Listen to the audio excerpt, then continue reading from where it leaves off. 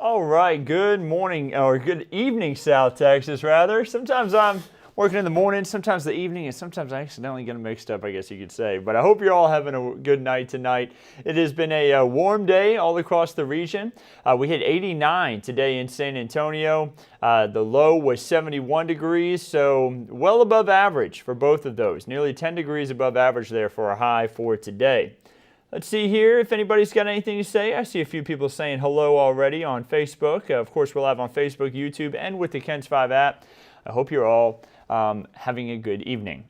So we were well away from that record, thank goodness, and of course no rain in the rain gauge today, but we did have a chance for a few patchy drizzle, few moments of patchy drizzle rather this morning, and we'll have that again for tomorrow morning, by the way. Also, some fog could be possible for your Monday morning commute, so be ready for that. We're going to talk more about that here in just a second, but first off, let's talk about these allergens in the air. Molds and ragweed both coming in at light levels. Here's a look at what we had this morning. Notice that we had that really thick low cloud cover, but as we moved throughout the day, it really broke up, and we actually ended up with a beautiful afternoon. After all this cloud cover finally pushed on out of here, you see how quickly it happened.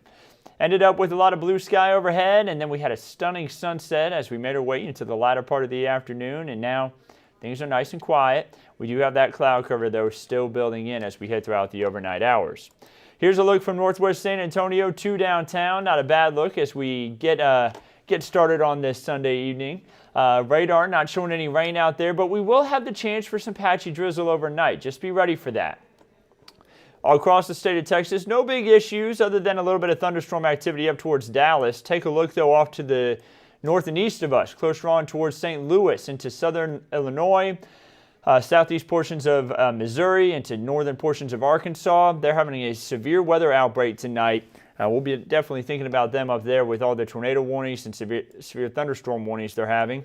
And then a lot of heavy rain off towards San Francisco with the football games going on tonight. The San Francisco 49ers are playing this evening, and there's been a lot of rain from this big system just off the coast. We refer to these as atmospheric rivers because, think about this, that's just constant rainfall moving in, this big moisture source coming in off of the Pacific, feeding shower activity there over California tonight. But for us, we stay dry. 60s and 70s all across the region with a couple spots still in the 80s this evening, and we'll see these temperatures drop down to the 60s and 70s overnight. Dew points into 60s and 70s. It is tropical outside, very humid. But it's not going to be like that all week. Don't worry. We've got drier weather in the forecast. But at least for the next 48 hours, we stay on the warm and humid side. You see as we start off Monday, the timeline in the top right corner of your screen there. Temperatures in the 60s and 70s. Cloud cover, fog, patchy drizzle. We move into the afternoon. Temperatures rise into the 80s and 90s. A hot day. I would consider that hot for October for sure. We move into the night and into Tuesday morning. We're going to see some isolated showers possible. We're going to have better chances for rain on Tuesday. I don't think it'll be as widespread as what Future Clouds and Radar just tried to show, but a few isolated showers and storms will be possible as temperatures rise into the mid-80s there on Tuesday. And then right after Tuesday, there's going to be a steep drop in our dew points. That's not an error, what you're seeing on that graph. That's what's actually going to happen. Notice how much drier it's going to be here as we head into Wednesday, Thursday, Friday's time frame. Dew points are going to drop all the way down to the 40s and 50s. Going to be more of a crisp air mass, drier, what we should be having this time of year whenever we're talking about fall. So fall weather lovers, don't worry. We've got the drier weather coming in. Here's a look at the upper level pattern. This is currently, and you see this big system right off the western coast of the United States. That's what's causing all that heavy rain that's been occurring there for portions of California. As we head throughout this next week, they'll get some relief from the rain, and then once we head into Tuesday and Wednesday, this trough sweeps across the United States, and that's going to bring us northwesterly winds here over South Texas. And with that, we get a drier air mass, and it's also going to be cooler. And you see that we are going to stay on the cooler side. You notice that there's a weakening there in the upper levels of the atmosphere all the way through Friday. So we are going to stay with this cooler and more comfortable pattern from Wednesday all the way even into next weekend. So the amount of rain we see this next week, all the rain, first of all, that we are going to see over the next week is really going to occur over the next 48 hours. And you see we're talking about 1/4 of an inch or less for everybody. And I think some spots are going to make it through this next week without a drop of rain. But of course, we're not hurting in the rainfall category too bad. The aquifer at 666.2, the 10-day average at 665.5. We still have stage 1 water restrictions in place, but we may see those get lifted this week if SAWS and city officials come together and decide that the aquifer is just doing fine now and there's no more need for it. So we have to wait for them to lift those restrictions, but they may end up doing that this week. October brought us a lot of rain, 5.6 inches. A lot of that fell just about a week and a half ago. And this year we're up to 31.46 inches, just less than an inch away from hitting our annual average. They're just a little bit more than 32 inches.